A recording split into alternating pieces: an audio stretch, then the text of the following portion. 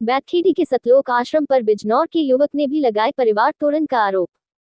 शामली में झिंझाना के पास बैतखेड़ी में स्थित सतलोक आश्रम में बिजनौर के युवक ने भी अपने ग्रसित तोड़ने का आरोप लगाया है। बिजनौर के मनोज दास ने मीडिया को बताया कि वह इस सतलोक आश्रम का कट्टर समर्थक रहा है और उसकी रमणी दहेज मुक्त शादी भी इसी आश्रम में मुरादाबाद की एक लड़की के साथ 27 नवंबर 2023 में कराई गई थी। मनोज दास का आरोप है कि उसकी पत्नी नीलम आश्रम वालों के कहने पर ही चलती है और 3 लाख रुपए देने और आश्रम के लोगों से बात करने के बाद ही आने को कहा है। मनोज का आरोप है कि आश्रम के जिम्मेदार हरदेश दास और देशराज सिंह आदि ने पत्नी का पक्ष लेते हुए पत्नी से दूर रहने को कहा है। मनोज दास का ये भी आरोप है कि उसकी पत्नी सेवा के नाम पर सप्ताह तक आश्रम में ही रहती है, वरना जेल में डलवाने और अंजाम भुगत लेने की भी धमकी दी है। यह मामला भी 6 सितंबर का आश्रम का ही बताया गया है। मनोज ने पुलिस को तहरीर देकर आवश्यक कार्रवाई करने की मांग की है। उधर हरदेश ने बताया कि आश्रम का कोई हस्तक्षेप नहीं है और उसके द्वारा आश्रम के लोगों पर लगाया गया आरोप बिल्कुल झूठा है। जी था क्या मामला है? मामला यह है सर, मैंने मेरे यहाँ ये सतलोक आश्रम जो शामली में है, इसमें रमैनी हुई थी।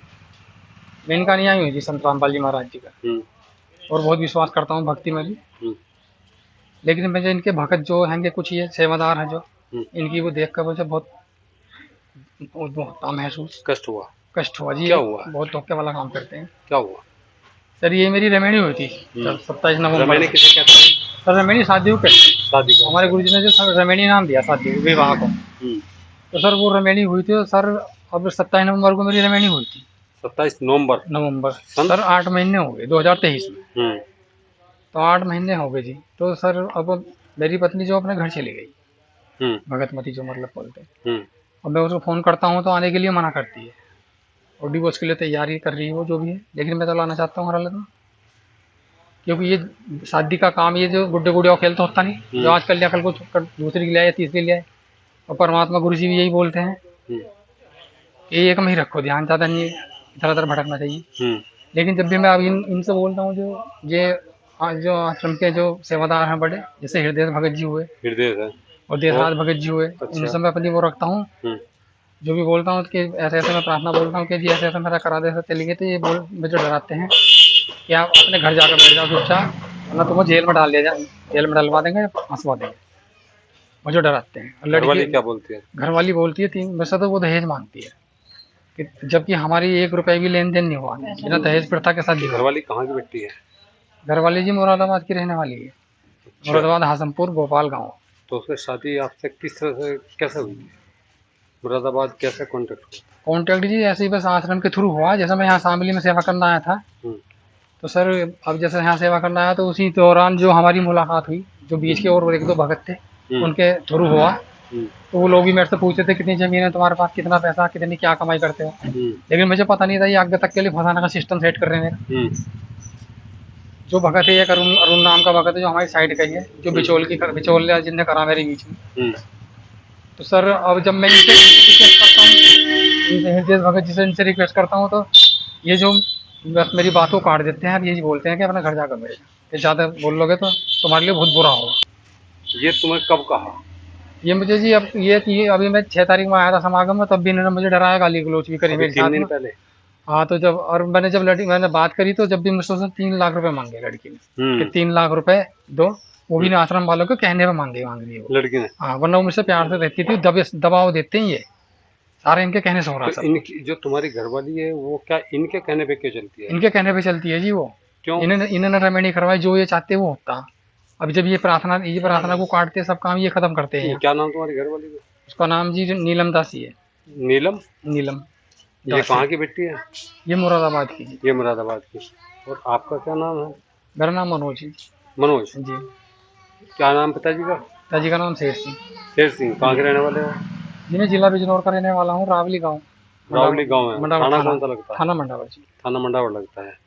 अच्छा, तो आज यहाँ आके पुलिस से शिकायत की है? जी आज मैंने यहाँ जब शामली आश्रम में मेरी रमैनी हुई, तो ये नजदीक में पड़ता था ना शामली में, झिंझाना का लगता।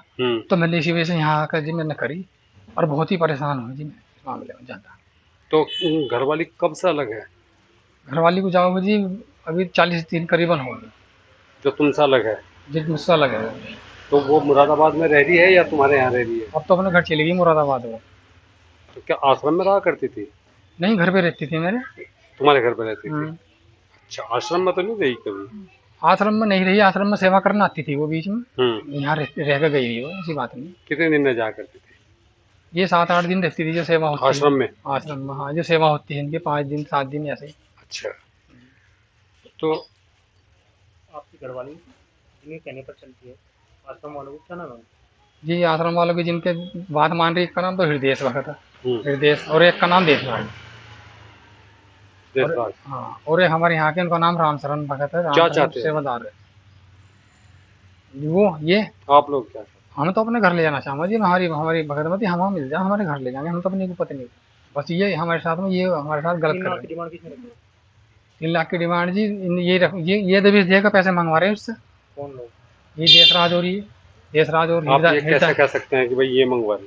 जी, मैं इसलिए कह सकता हूँ क्योंकि देखो, सबसे बड़े सेवादार है ये। सारी प्रार्थनाएं इनके लास्ट इनके हाथ में आती है, वहाँ से जितनी भी लगती है। और मान्य ना मान्य गुरु जी के हाथ में तो जाती नहीं। जो ये लिख के दे देंगे वही सब मान्य हो जाता है। और गुरु जी को पता, गुरु जी तो अंदर बैठे, गुरु जी को क्या पता क्या कर रहे हैं ये लोग, ये भ्रष्टाचार फैला रहे हैं, क्या कर रहे हैं। लेकिन गुरु जी अपनी जगह सही है, सब कुछ सही है, पर ये लोग सही नहीं है। और क्या भ्रष्टाचार कर रहे हैं? बस यही भ्रष्टाचार कर रही है, यही चल रहा है जी। जब किसी अब और भी भगत मेरी तरह परेशान है। अच्छा, हाँ, कोई मैं अकेला नहीं हूँ। कितने लोग परेशान? और लग जाएगा पता आपको। और जो लोग जो करते होंगे या पहले जिन्होंने करा होगा, जिनके साथ में इन्होंने करा, कुछ लोगों की आवाज़ ये दबा देते हैं जिन्हें फंसा दिया गया। कुछ लोग अंदर भी पड़े होंगे जिन्हें इन्होंने डरा कमना कर दिया काम खराब। लेकिन मुझे तो बोलने का मौका, मैं तो आया हूँ बोलने के लिए यहाँ। अब पुलिस ने क्या कहा, क्या आश्वासन दिया? अभी मैं जाऊँगा, रिपोर्ट दूंगा वहाँ पे जाके। ये रिपोर्ट ले रहे हो? अच्छा, विधि जी, नहीं? ये भी क्या नहीं, रिपोर्ट है? रिपोर्ट ही है सर। जरा देखिए रिपोर्ट को, जूम करना।